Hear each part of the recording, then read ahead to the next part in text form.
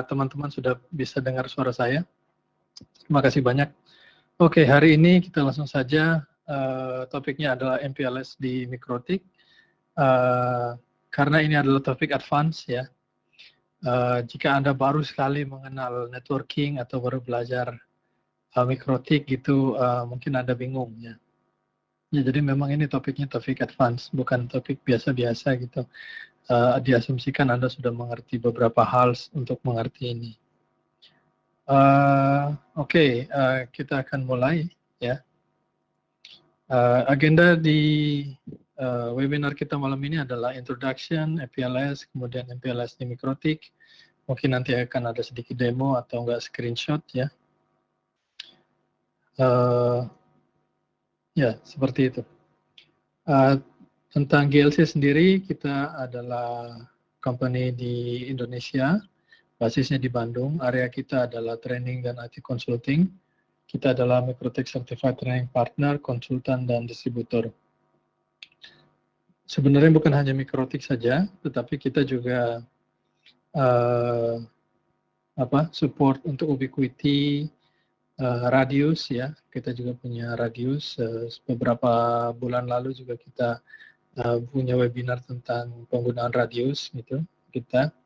Jadi Radius kita itu beda dengan yang punyanya Mikrotik. Kalau punya Mikrotik kan namanya user manager. Tapi dengan Radius kita bisa punya feature jauh lebih banyak dan scalability-nya juga lebih banyak. Oke, seperti itu tentang GLC. Maaf. Tentang saya sendiri, nama saya Ahmad Mardiansyah. Saya basisnya di Bandung, di Indonesia, pengguna Linux dari tahun 99, certified trainer untuk semua training Mikrotik, certified konsultan juga, sebelumnya pernah kerja di telekomunikasi, jadi engineer. Kalau teman-teman ini ada yang dari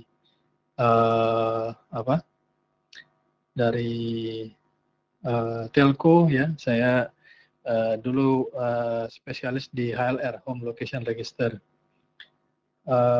Kemudian pernah kerja juga sebagai sysadmin. Jadi untuk GLC juga kita juga selain networking, kita juga operating system, terutama Linux, Red Hat, dan Debian atau Ubuntu ya. Programmer juga, dan sekarang saya mengajar di Universitas di Bandung. Untuk info lebih lanjut bisa ke LinkedIn ya. Oke, ini saya lihat tuh komentar teman-teman ini sudah bisa dengar suara saya dengan jelas ya. Oke, mungkin suara saya kurang jelas, ada serak. Mohon maaf.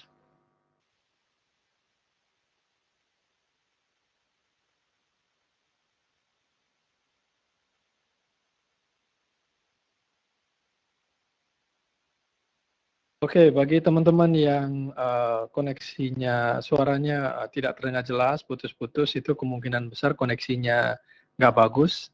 Sekali lagi di website itu ya, ini saya copy paste lagi URL-nya. Itu ada sistem tes, jadi pastikan Anda itu grade-nya everything is okay, grade-nya A atau B gitu ya. Kalau Anda sudah dapat kayak gitu, dijamin suaranya nggak putus. Oke, introduce yourself. Ya, ini biasanya kalau kita ada training fisik gitu ya. Cuma kalau ini training virtual ya, kita mungkin skip aja ya. Karena ini banyak sekali ya. Ini dari Indonesia semua kan ya. Kebanyakan dari mana ini? Ada yang Lampung, ada yang Medan, ada yang Jakarta ya. Oh, dari Singapura juga. Wah, kelihatannya Singapura Tepu ya. Oke. Ya, kita lanjut aja ya. Oke, Bandung ya. Sebenarnya Bandung ya. Oh, dari Singapura. Oke ya. Ya, Singapura tapi orang Indo juga gitu. Oke ya. Kita lanjut ya. Terima kasih ya sudah memperkenalkan diri. Di sini banyak sekali ya. Sampai 26 orang ini. Wah. Kalau diikutin satu-satu habis nih waktunya buat intro ya. Kita langsung aja. Baik, di sini ada yang masih newbie nggak gitu ya? newbie, apa itu mikrotik gitu. Kalau udah ngerti semua, kita skip aja ya. Jadi mikrotik itu nama sebuah company, nama brand, nama program juga, misalkan Melody Academy, dan mereka itu berasal dari Riga, Latvia. Latvia itu ada di Eropa ya. Eropa itu ada di tempat sana jauh gitu ya. Produk mikrotik sendiri itu ada dua, router OS dan router board. Router OS itu OS-nya, router board itu hardware-nya ya. Di dalam router board itu ada router OS. Nah, Anda bisa klik ke sana ya, ke router OS ya, ingin tahu apa saja sih yang bisa di router OS gitu ya, dilakukan router OS. Kemudian pertama kali Mikrotik membuat produk itu basisnya memang dari awal mereka pakai Linux, jadi mereka bikin sebuah distro Linux yang khusus untuk networking ya. Jadi kalau Anda bikin distro Linux, Ubuntu, Debian, Red Hat itu kan mereka distribusi umum ya. Di sana Anda bisa bikin web server, database server, macam-macam server. Nah, ini mereka bikin khusus untuk networking. Jadi untuk firewall, untuk mereka setting untuk untuk MPLS, untuk wireless, untuk routing gitu ya, untuk macam-macam ya. Itu mereka yang buat. Nah, terus karena dipikir bahwa kalau kita bikin distro berarti harus install di PC ya. Ya tentu saja, tapi kalau kita PC kan susah, kita taruh di loteng, taruh di atas tower itu kan susah. Jadi mereka bikin hardware-nya sekalian gitu ya. Namanya router board. Jadi kalau sudah ada router board, jadi harganya bisa ditekan ya, jadi lebih murah. 500.000 Anda sudah dapat router board yang lumayan bagus gitu. Kemudian di dalamnya sudah ada fungsi macam-macam ya, bisa ada proxy, bisa ada hotspot, ada macam-macam. Oke, itu tadi tentang router board. Ya, dengan ada router board kita bisa taruh router board di tower, ya kan? Coba kalau pakai PC, wah nggak bisa itu. Router OS bisa ngapain aja? Anda bisa klik ke mikrotik.com, kemudian download what is router OS, ada juga produk katalognya dan juga newsletternya. Mengenai training dan certification sendiri, itu yang awal Anda harus ikut MTCNA ya, Mikrotik Certified Network Associate. Jadi ini adalah training dasar penggunaan feature dari Mikrotik. Nah, nanti seterusnya adalah training sesuai kebutuhan. Kalau Anda punya networknya besar ya, kemudian routernya Anda lebih dari satu, Anda bisa ambil RE ya. RE itu artinya MTCRE, Mikrotik Certified RE. RE artinya Routing Engineer. Nanti kita akan belajar OSPF, load balancing di sana. Kalau jaringan Anda banyak wirelessnya, contoh misalkan di hotel kayak gitu ya. Hotel itu jaringannya kecil ya, jaringan simple sekali, tetapi wirelessnya banyak ya. Karena ya di tiap ruangan kan pasti dia sediakan wireless. Nah, itu WE namanya wireless engineer. Kemudian ada juga yang TCE ya, traffic control ya. Kemudian ada yang UME ya, user manager. Traffic control itu fokus ke bandwidth control. Ya, jadi nanti Anda akan belajar DHCP, security DHCP di sana, belajar Q3, belajar QoS lainnya ya. Itu traffic control. Proxy juga ada di situ di traffic control. Ya. Terus kemudian ada UME ya, user manager engineer. Jadi ini nanti hanya, dulu saya pikir cuma hanya belajar user manajernya Mikrotik saja, oh ternyata tidak. Yang kita pelajari ternyata macam-macam juga, ada IPsec, ada VPN gitu ya. Nah, itu user manager di sana. Hotspot, nah itu hotspot sekarang dipelajari di user manager. Kemudian ada setelah RE ada INE ya, Internet Networking Engineering. Jadi ini artinya network Anda sudah besar sekali ya. Anda harus punya AS number. Nah, nanti kita di sana akan main-main dengan BGP dan MPLS seperti yang kita pakai sekarang. Oke, di sini ada pertanyaan, NA expired, RE valid, boleh nggak ambil TE? TE itu apa? Oh, TCE maksudnya ya.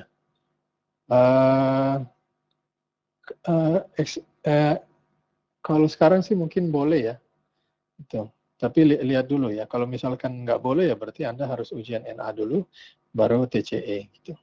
Nah, umumnya sih meskipun RE-nya valid, tetapi NA-nya expired, ketika ambil training yang lain itu harus valid dulu gitu. yang di bawahnya. Oke.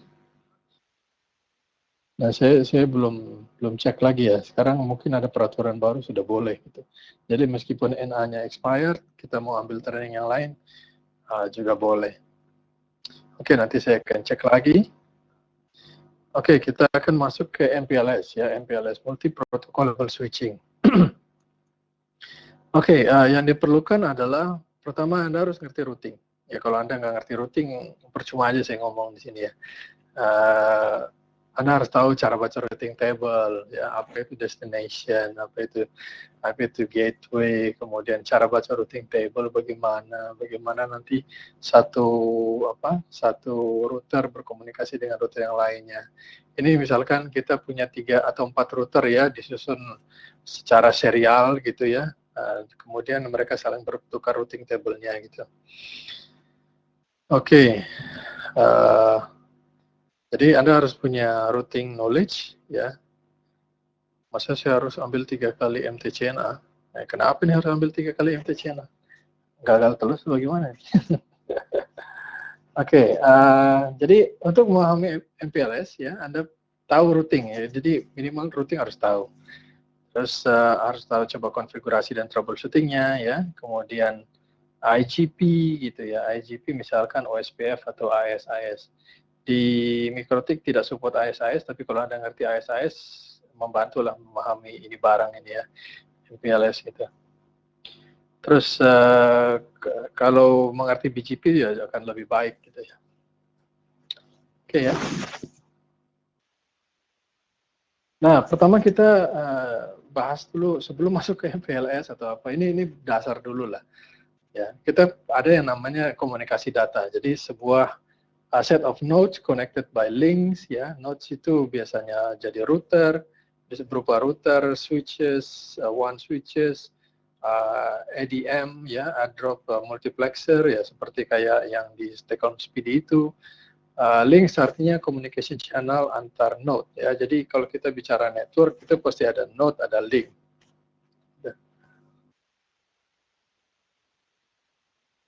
Oke, multiplexing ya. Multiplexing. Jadi ketika kita punya 2 node ya, misalkan 2 sentral di kota A dan kota B, itu kan pasti dihubungkan dengan sebuah link gitu ya. Bisa pakai kabel tembaga atau kabel yang lain.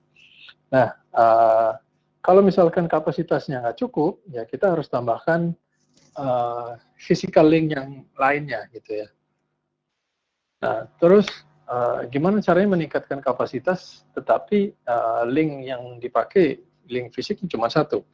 Nah, itu ada teknologi namanya multiplexing ya. Kalau Anda di sini background-nya telco pasti tahu lah ini MUX namanya, MUX itu multiplexing.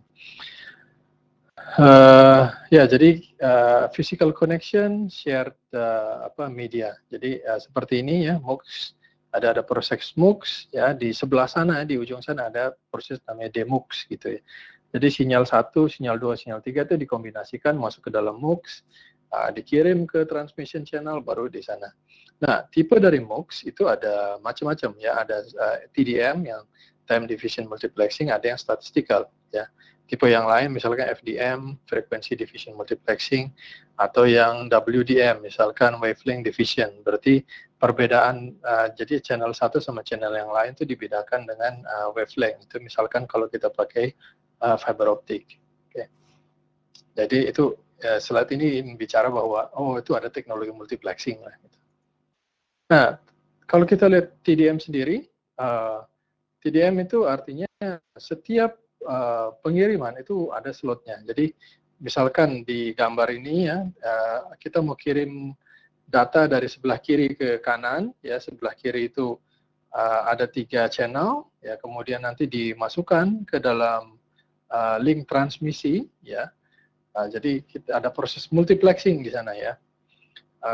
Kemudian dikirim ke dalam situ sampai di tujuan tuh ada yang namanya proses demultiplexer. Jadi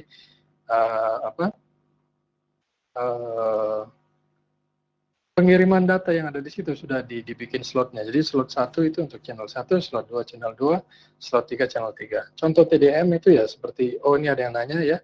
TDM sejenis I1 ya. I1 itu adalah salah satu teknologi TDM ya.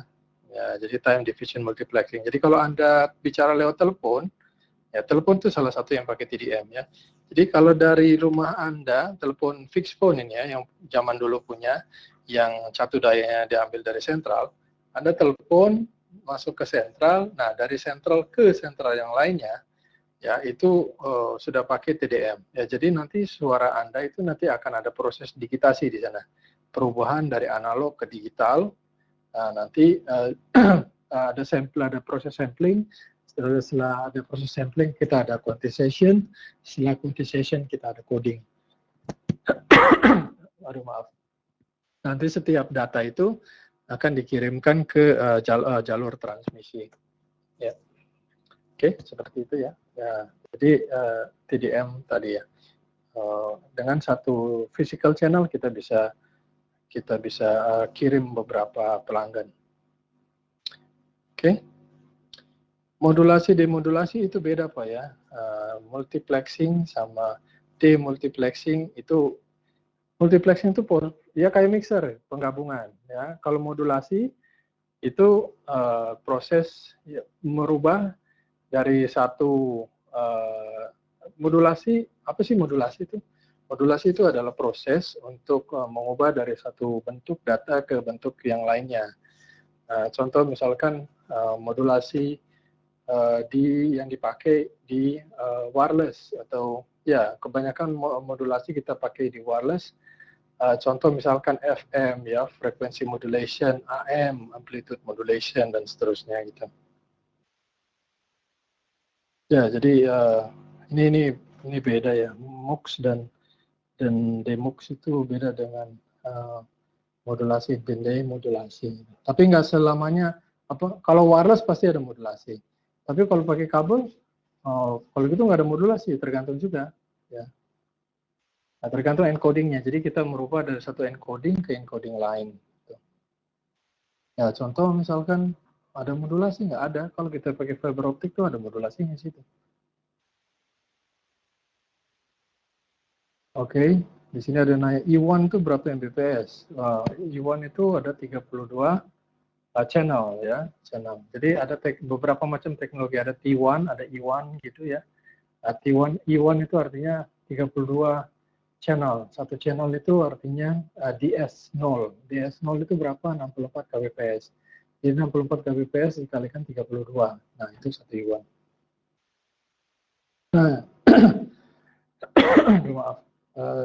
Teknik selanjutnya ini adalah StatMux, statistical multiplexing. Jadi nggak ada lagi di sini slot-slot yang khusus untuk channel data ya. Jadi begitu channel masuk, dia masuk ke multiplexer, kemudian dikirimkan lagi ya. Nah, contohnya di gambar ini gitu. Jadi source A, B sama E dicampur, ya keluar aja urutannya, bisa E dulu, bisa D dulu, dan seterusnya. Nah, jadi ini shared transmission. Contohnya apa? Ya, seperti router, seperti switch gitu ya. Kok orang banyak pakai ya? Karena ini lebih murah gitu ya, dibandingkan TDM itu orang harus bikin time slotnya sendiri gitu. Jadi lumayan mahal itu kalau yang TDM. Ya, jadi dengan adanya seperti ini kita bisa oversubscribe the network. Jadi contoh misalkan ya, kita beli pipa ke ISP 10 Mbps. Kemudian kita punya 20 pelanggan ya, berarti dipakai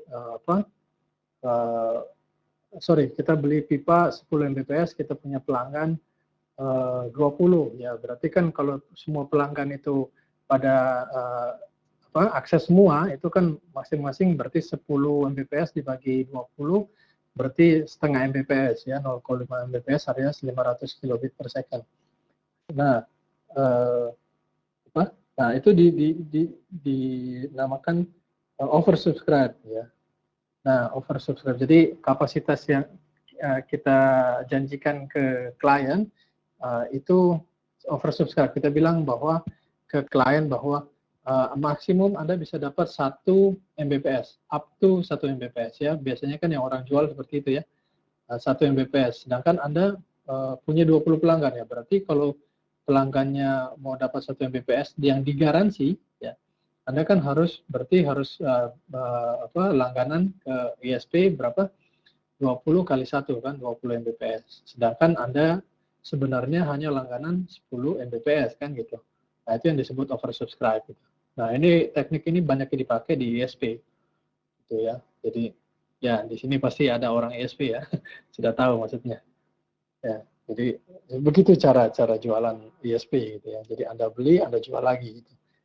Nah, terus nanti sama pelanggan Anda bilang gitu, up to sekian Mbps gitu. Nah, tapi saya nggak pernah dapat 1 Mbps, ya kan namanya juga up to, gitu. Nggak bisa protes. Ya cuman jangan terlalu oversubscribe gitu ya.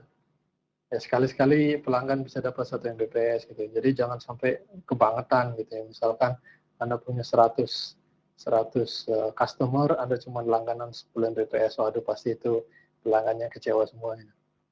Jadi ya seperti ditulis di sini ya, dia cheaper, kemudian tidak ada dedicated bandwidth seperti TDMA. Nah, oversubscription ini ada masalah ya.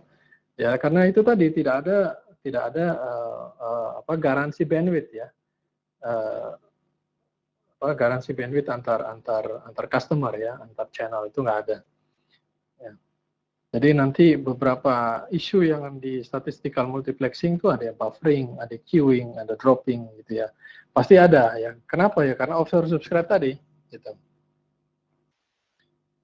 Nah, terus kalau begitu kita ada teknik dong supaya supaya orang tadi ya bisa pakai juga ini gitu.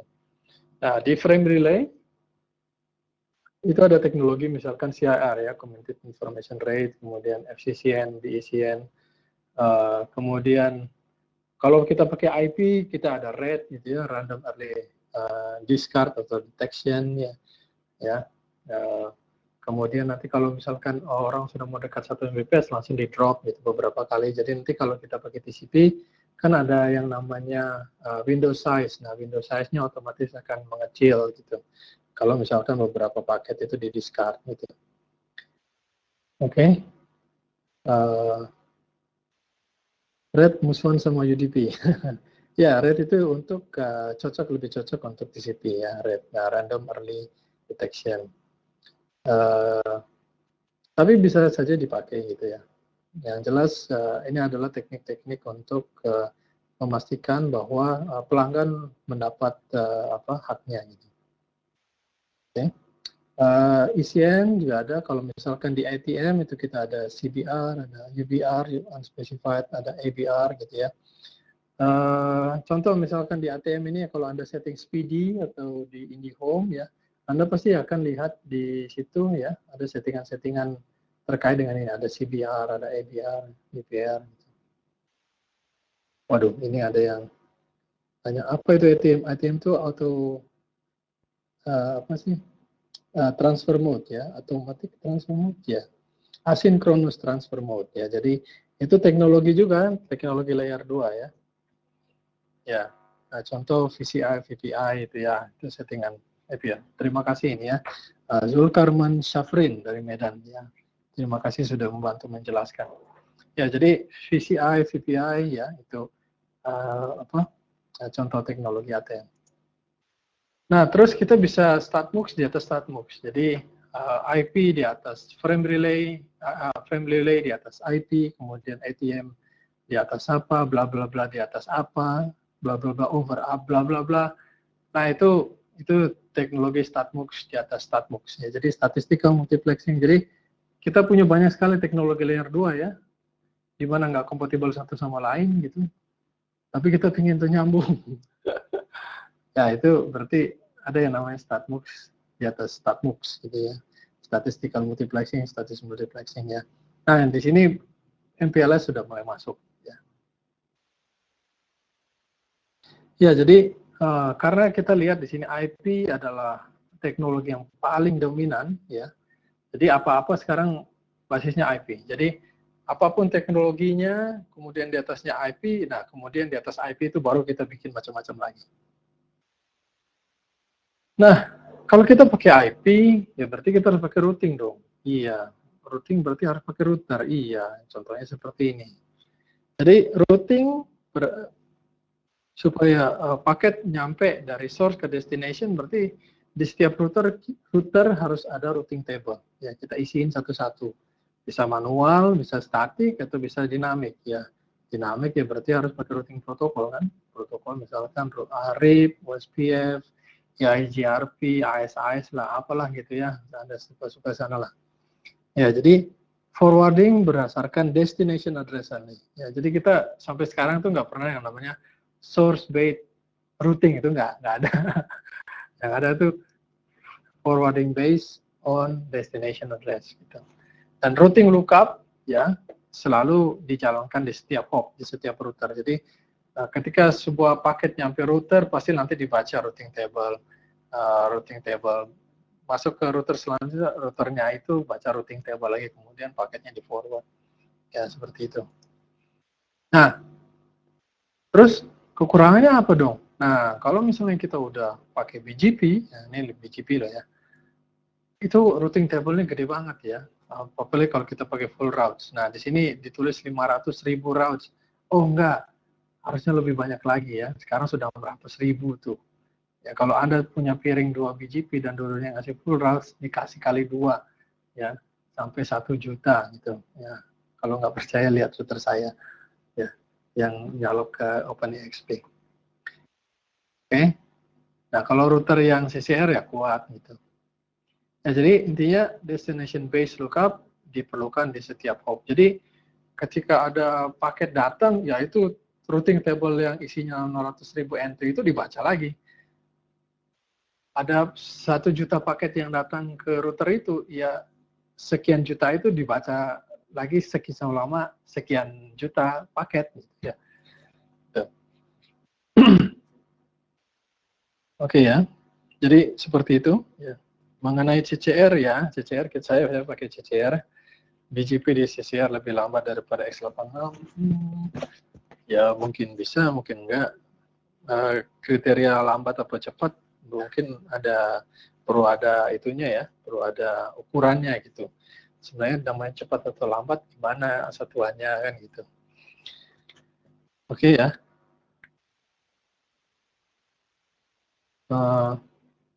Nah, kemudian traditional IP routing ya. Contoh misalkan layer 2 dan layer 3 itu beda. Jadi layer 2 ya layer 2, layer 3 ya layer 3. Jadi forwardingnya, jadi di layer 2, contoh misalkan switch itu kan ada forwarding ya, aktivitas forwarding. Jadi ada paket masuk ke port 1, keluar lagi ke port 3, kan intinya gitu di switching. Nah, di routing kan juga sama, paket masuk ke port 1, keluar lagi port 3, kan gitu. Nah, fisiknya sama, masuk ke lubang, keluar ke lubang yang lain, ya betul. Nah, cuman yang membedakan adalah tekniknya, di mana cara dia mengeluarkan sampai ke masuk dari lubang nomor 1 keluar lubang nomor 3. Nah, itu caranya. Kalau di layer 2 dia cuma lihat di informasi layer 2 saja. Layer 3 ya berarti dia lihat di layer 3 gitu. Ya. Ya, jadi ya karena masing-masing punya teknik sendiri-sendiri untuk forwarding ya. Jadi ini nggak optimal gitu ya. Nah, contohnya seperti ini ya. Jadi contoh misalnya VLAN ya. Kemarin beberapa minggu yang lalu kita bahas VLAN. Saya mau ping dari komputer A ke komputer B ya. A dan B sebelahan, tapi VLAN-nya berbeda. Ya, dan dia terhubung dengan switch yang sama. Oke. Nah, tapi VLAN-nya beda. Nah, tapi paket itu harus muter dulu ke router, baru menyampe lagi ke router sebelahnya, host sebelahnya gitu. Karena routingnya berbeda. Yaitu karena VLAN ya VLAN, routing ya routing gitu ya. Gitu. Jadi meskipun saya cuma ping ke sebelahan, ke komputer sebelah saya, cuman karena komputer sebelah saya itu VLAN-nya beda, saya paketnya harus muter dulu ke router sebelah sana gitu. Jadi kalau nggak ngerti ngomong ya. saya ya interVLAN routing betul. Ya apa ya? Ya seperti saya bilang tadi, Anda harus ngerti routing dulu, harus ngerti VLAN. Gitu. Kalau nggak ya susah gitu. Kalau nggak tahu, ya silakan tanya aja. ATM di switch ya, di switch ya, yang tanda silang ini ya switch ini layer 2 lah. Gitu. Nah, terus limitation traditional routing adalah traffic engineering ya. Jadi untuk bandwidth ya dari misalkan A ke B di sini ya, di gambar ini. Terus A ke B, terus ada yang namanya ABC. Nah, secara default A ke B itu lewat primary link gitu.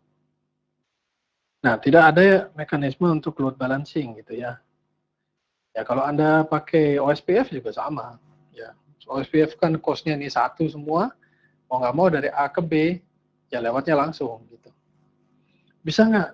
Jadi misalkan A ke B itu 10 Mbps, A ke C 10 Mbps, C ke B 10 Mbps. Ya berarti dari A ke B kita gabungin aja kan seperti itu ya.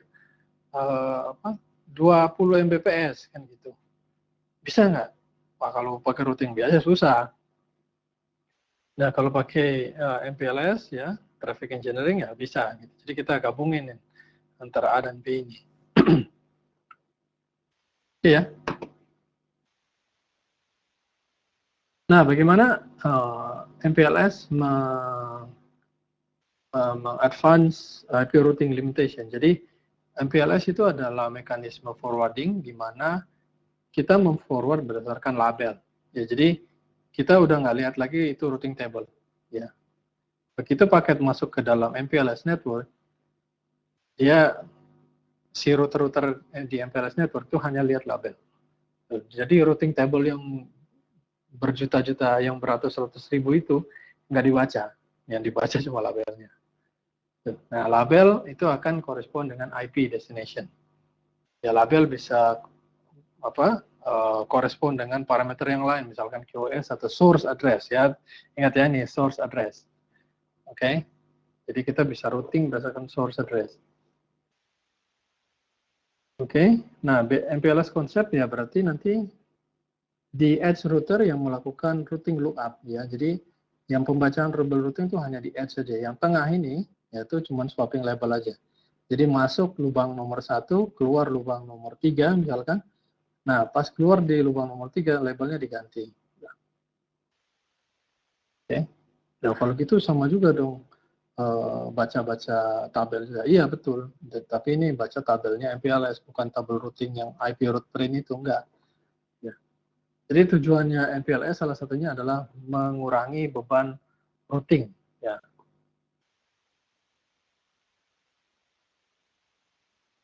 Bisa dijelaskan mengenai mekanisme pertukaran label.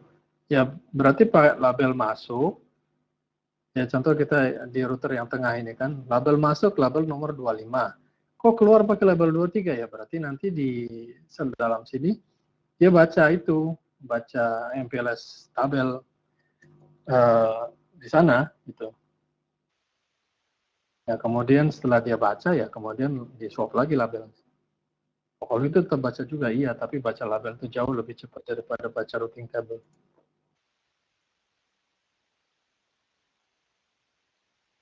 LVIP dan LRIP itu maksudnya apa itu?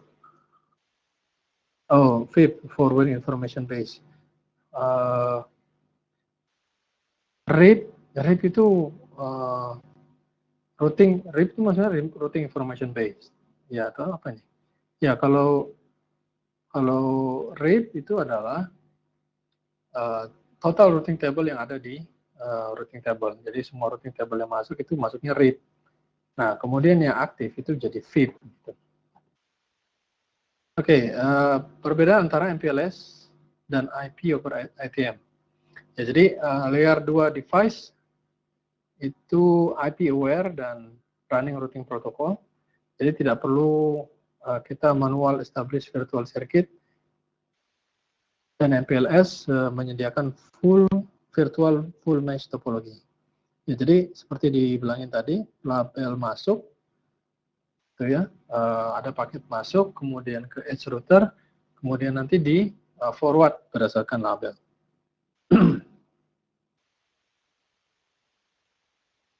Jadi seakan-akan dengan adanya label ini, itu semuanya sudah seperti layer 2 gitu ya. Kita mau kemana aja, jadi berdasarkan label. Ya. Kalau yang di sini, ya dari kanan ke kiri, ya, itu kan dia harus lewat router dulu, ya. Jadi kita routing berdasarkan routing ya. Kita memindahkan paket berdasarkan routing table ya, di mana di tengah-tengahnya itu ada switch ya, seperti gambar ini nih. Ya, kita kan harus ke router lagi ya. Nah, dengan adanya MPLS tadi, ya kita bisa langsung aja tembus ke sana. Ya. Seakan-akan semua itu layer 2. Gitu. Nah, kalau kita mau keluar, ya baru tinggal yang mana nih tempat keluarnya gitu, layernya, ya, label edge. Nah, terus dengan MPLS bisa ngapain lagi? Nah, kita bisa traffic engineering gitu ya. Jadi dari A ke B bisa lewat primary dan juga kita bisa lewat secondary. Ya berarti syaratnya A, B, dan C ini harus MPLS network. Ya, jadi C itu adalah router MPLS. Nggak bisa nggak. Jadi MPLS ya itu adalah terkait dengan label. Dia menggunakan feature terbaik dari dua dunia ya. Jadi dunia layer 2 ya, efficient forwarding dan traffic engineering. Ya, terus kemudian dia menggabungkan juga feature layer 3 yaitu flexible dan scalable ya. Terus MPLS forwarding plane dia menggunakan label untuk forwarding layer 2 dan layer 3 ya. Di label paket yang udah di label itu bisa di switching ya berdasarkan labelnya saja. Jadi sama sekali dia nggak baca routing table sehingga dia lebih efisien. Oke, ya. Jadi seakan-akan router MPLS itu router layer 2. Kayak layer 2, iya, ya, kayak layer 2. Ya, jadi seperti kalau misalkan router kita adalah router MPLS, dia sama seperti switch gitu. Ya, dia sama seperti switch. Ya, cara kerja switch gimana? Kan ada paket masuk lubang nomor 1, nanti dia baca MAC table kan. Nah, nanti di MAC table itu dia learning gitu. Oh, paketnya berasal dari mana nih gitu. Kalau udah ya dia tinggal forward aja tuh ke sana gitu. Dia nggak peduli oh, saya baca routing table dulu mana ya yang paling bagus nih. Nggak begitu. Jadi dia sudah punya ini, dia jadi semacam MAC table lah ya. Jadi MAC ini terkait dengan port ini, MAC ini terkait dengan port ini. Gitu. Oke, seperti itu ya. Di sini ada yang nanya, pernah dengar kenapa MPLS itu layer 2,5? Ya tadi ini ya, dia layer 2 juga enggak, layer 3 juga enggak gitu ya. Jadi 2,5 gitu. Nah, lagian itu juga di layer 2 ya, itu kan ada, ini kita ngomong teknisnya ya. Layer 2 kan ada header, layer 3 juga header. Ya, di tengah-tengahnya itu ada header MPLS gitu. Kita ditaruh di situ. Ya sama seperti VLAN lah, VLAN kan juga ditaruhnya di situ. Seperti load balancing, layer 2,5, RP. Kalau enggak ya. Load balancing menurut saya beda. Oke, technology comparison ya, on IP, native Ethernet dan MPLS. Jadi dari sisi forwarding, IP berdasarkan destination ya. Terus forwarding table ya, berarti ada routing table di sana. Native Ethernet ya mirip seperti yang API tadi ya. Dan ini layer 2, kalau MPLS dia berbasiskan label, ada forwarding table juga, dipelajari dari control plane. Terus kemudian ada control plane, kemudian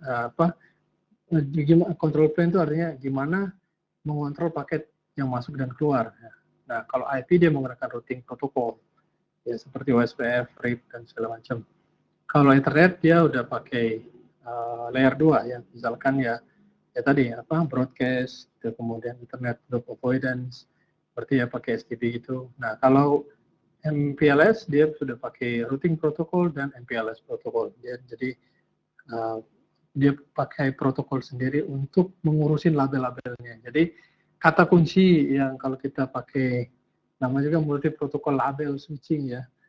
Jadi kata kunci kalau kita pakai MPLS ya labelnya. Nah, untuk enkapsulasi ada sendiri ya, QoS dan WAM ya. Ada ping, traceroute ya, Ethernet, kemudian MPLS dia juga punya WAM sendiri. Evolution dari MPLS seperti ini ya. Jadi kita ya memang awalnya dikembangkan oleh Cisco, kemudian diadopsi oleh vendor yang lain, kemudian sekarang sudah jadi teknologi standar. Tentu saja beberapa feature MPLS ada di beberapa vendor tertentu ya. Ya, tinggal kitanya aja gitu. Jadi tiap kali dia bikin teknologi baru kan dia tulis di RFC gitu. Ya, ini RFC-nya banyak sekali ya. Karena ini teknologi lama juga dibuat ya. Ya sama seperti IPv6 ya. Juga banyak juga kan. Dari awal terus kemudian ada perubahan. Oke, tentang market segment ya, siapa sih yang pakai ini barang? Pertama service provider, ya ISP. Ngapain aja dia pakai itu? Ya, dia pakai layer 3 VPN, layer 2 VPN, traffic engineering gitu. Cuma tergantung service provider yang mana kan gitu. Kalau service provider biasa-biasa sih dia kagak pakai. Bikin MPLS itu bikin tambah pusing gitu ya. Nah ini sih ngomong terus terang. Yang dari saya lihatnya gitu.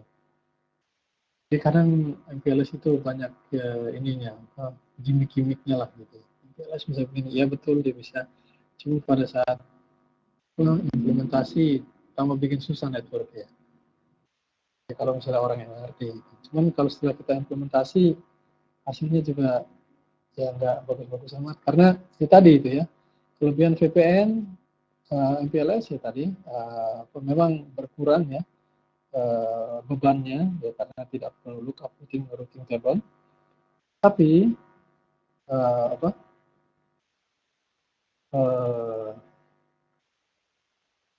untuk ISP yang biasa-biasa aja ya nggak terlalu pengaruh gitu. Terus kemudian MPLS yang dipakai itu misalnya layer 3 VPN, layer 2 VPN itu artinya apa? Kita bisa menghubungkan dua customer, jadi misalnya kita punya customer perusahaan A ya. Nah, biasanya kalau ISP kita cuma masih kecil gitu ya di Bandung aja, paling kita customernya cuma satu di Bandung. Gitu. Tapi kalau misalnya networknya kita besar, contoh seperti yang Telkom gitu ya, seperti ya, Telkomsel yang networknya gede sampai nyambung ke beberapa negara, nyambung ke beberapa kota gitu ya. Nah, pasti dia punya customer yang juga punya cabang gitu kan. Jadi customer A dia punya cabang di Jakarta dan di Bandung. Ingat ya, Jakarta dan Bandung. Dan mereka ingin bikin LAN sendiri kan gitu. Nah, berarti kita bisa tawarkan VPN di sana. Cuman ya, itu yang dari saya lihat sih jarang sekali nih orang pakai begini. Oke, arsitektur MPLS seperti ini ya. Jadi ada yang namanya CE yaitu Customer Edge, ada yang PE ya, Provider Edge, ada yang P, Provider, dan sudah seperti itu aja. Ya, jadi yang warna kuning yang cloud itu adalah tempat di mana label itu berpindah. Ya, jadi CE. Jadi sekarang karena seperti saya bilang ini udah routing tingkat advance ya. Jadi dari router kita nggak langsung ke end user, enggak langsung ke HP, langsung ke laptop, langsung ke apa, enggak. Jadi end user itu akan pasti punya router. Jadi kita kalau misalkan mainan MPLS, customer kita pasti punya router. Gitu. Dan nanti kita akan menghubungkan router dia, ya customer A di site 1 dengan customer A di site 2. Gitu. Begitu. Nah, kadang juga kita sebutnya ini ada LER, ada LSR. Ya. LER itu sama dengan PE, ya. Provider Edge atau Label Edge Router. Ada juga LSR, jadi Label Switch Router. Oke. Nah, ini label, ya. Jadi label sendiri itu dipakai untuk membuat forwarding decision. Jadi contohnya seperti ini, ada 20 bit, kemudian di sini 4 bit, ada 1 bit tambah 8 bit. Jadi totalnya berapa bit tuh? 20 tambah 4, 24, 25 tambah 8. Ya, ini ada 33. Oh sorry, ada 3 bit. 32 bit ya, 32 bit untuk label. Jadi 4 byte, sama seperti IP address 4 byte kan gitu. Nah, jadi enkapsulasi di MPLS seperti Anda lihat di sini ya. Ini MAC header, kemudian nanti ada label, nah setelah label baru layer 3. Jadi biasanya kan layer 2, kemudian layer 2 header, kemudian langsung diikuti dengan layer 3 header. Nah, dengan adanya MPLS, antara layer 2 header dan layer 3 header itu dimasukin label di sana.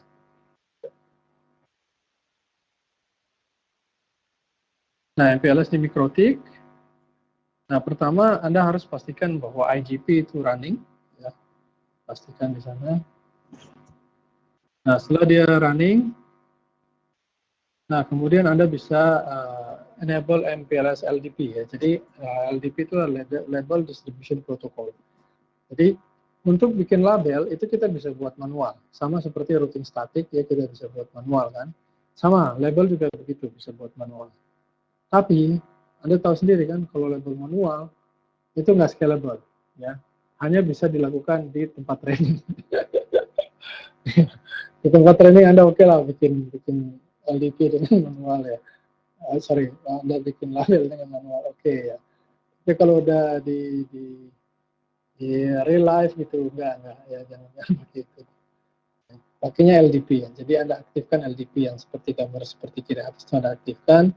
Nah, nanti Anda bisa pakai LSR ya. Jadi label switch router ID ya, kemudian transport address-nya.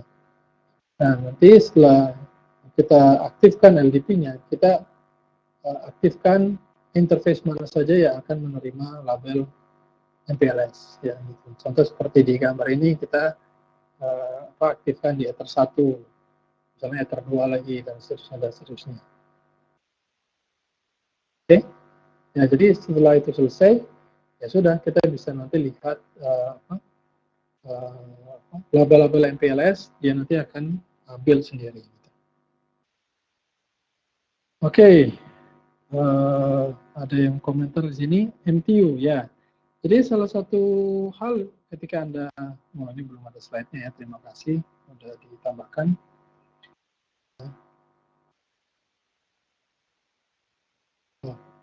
Ya, ya jadi antara misalkan kita punya dua apa ya? Saya ambil gambarnya dulu nih. Ambil gambar dua router deh, ya. Ya, misalkan dari router A ke B gitu ya, misalkan di sini. Nah, itu kan tadi Anda lihat bahwa ada sebuah MPLS label yang ditanam di antara header layer 2 dan layer 3 kan gitu. Nah, kadang dari side A ke side B itu kan dia melewati device layer 2, misalkan switch. Nah, ada beberapa switch yang switch murahan kayak gitu.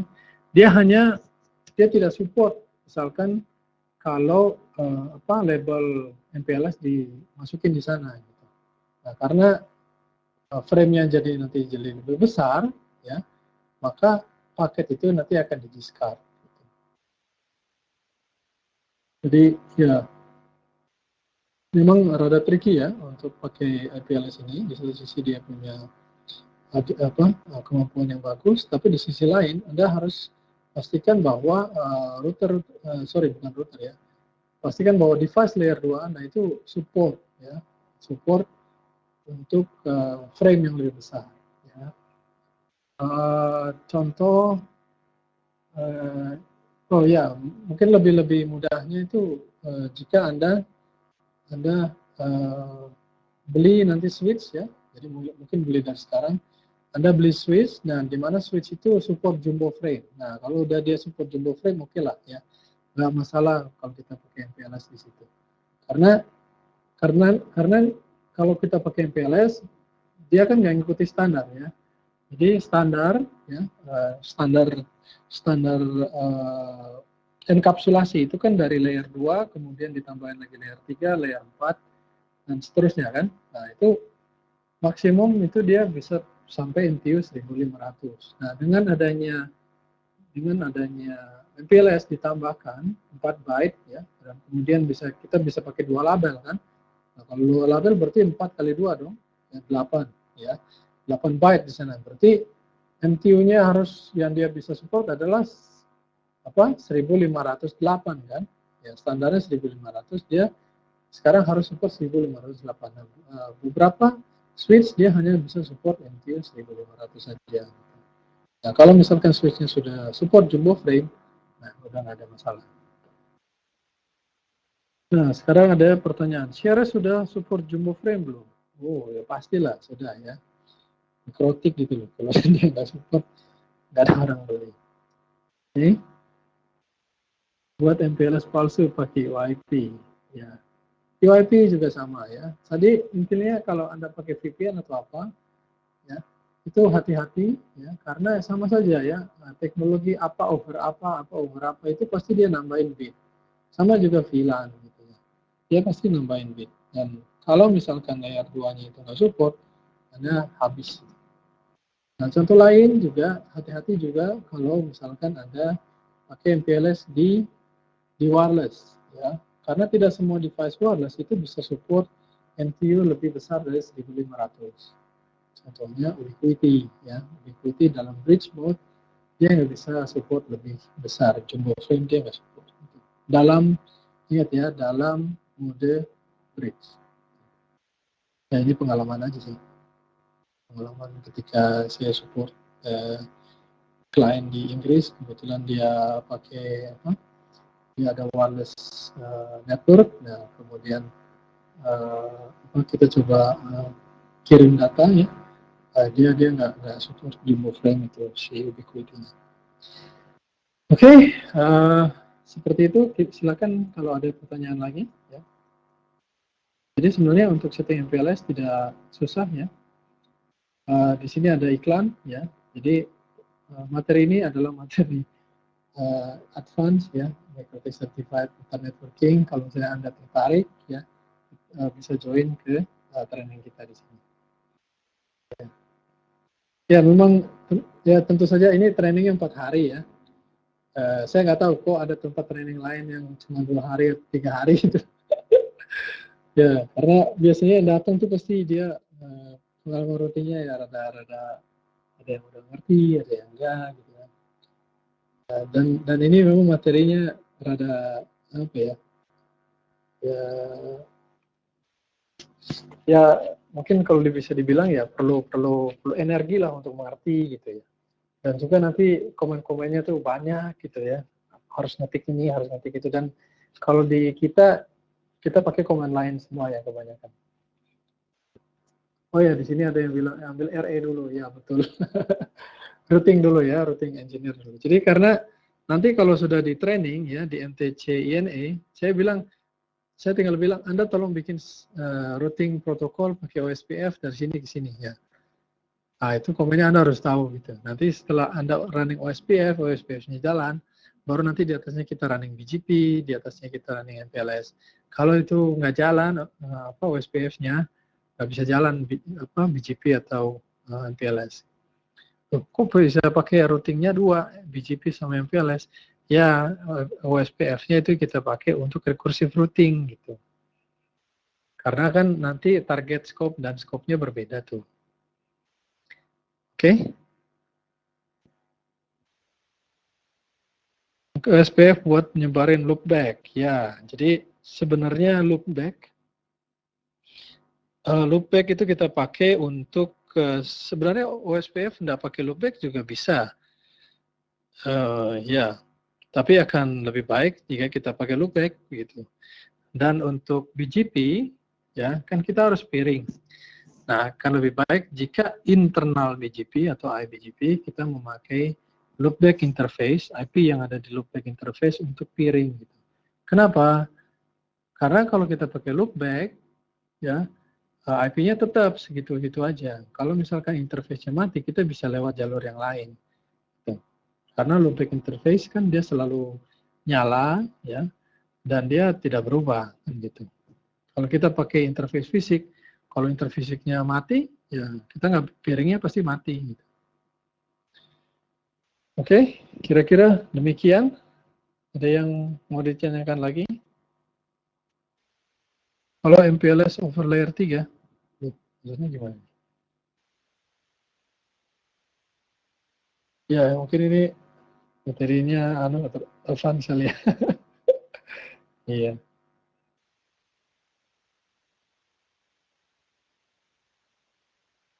MPLS over layer 3, maksudnya gimana itu? Jadi MPLS, ya MPLS harus ada itu layer 3 dulu, ya. Loh, katanya MPLS tadi layer 2.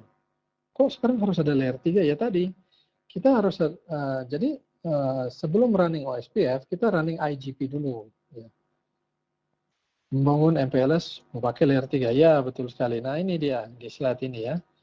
Jadi, layer 3, ya, kita running routing protokol di sana, misalkan OSPF. Nah, kalau sudah OSPF-nya nyala, kita bikin label berdasarkan tabel-tabel routing yang dibuat oleh OSPF itu. Gitu. Kalau nggak ada, wah Anda harus bikin manual Pak, dan itu setengah mati. Ya, jadi running dulu IGP-nya, nah baru running OSPF gitu. Sorry, running MPLS, running dulu IGP, OSPF atau apa gitu ya. Atau RIP ingat ya, RIP itu juga bisa loh ya. Ya, ingat ya. Mau bikin MPLS, nggak harus pakai OSPF, pakai RIP juga bisa. Sama juga seperti yang BGP tadi ya.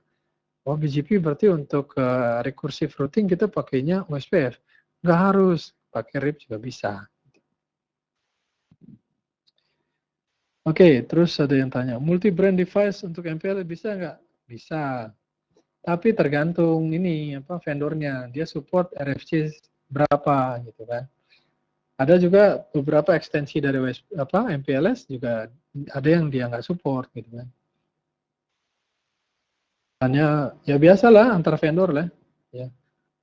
Kalau Anda kerja di telekomunikasi itu pasti tahu kan. Antara Huawei sama saya dulu kerja di Siemens ya, dari Siemens kemudian Nokia Siemens sama gitu. Ini kalau kita pakai sentralnya pakai Ericsson, terus radionya pakai Nokia, ini kok ada pelanggan yang susah gitu. Gitu. Terus kemudian kalau misalkan kita make call ya MOC, jadi MOC itu Mobile Originating Call. Misalkan sentral 1 pakainya Siemens, sentral 2 pakainya Ericsson. Nah, kalau ada beberapa sesuatu gitu ya yang misalkan USSD, kadang USSD itu Unstructured Supplementary Data Service. Nah, USSD itu yang kayak bintang 88 pagar tuh USSD namanya. Nah, kadang kalau pakai yang Ericsson ini kok jalan pakai Siemens kok enggak gitu. Ya ini kenapa? Gitu. Nah, kayak gitulah itu sudah masalah interoperability. Ya, banyakkan brand ya begitulah gitu ya.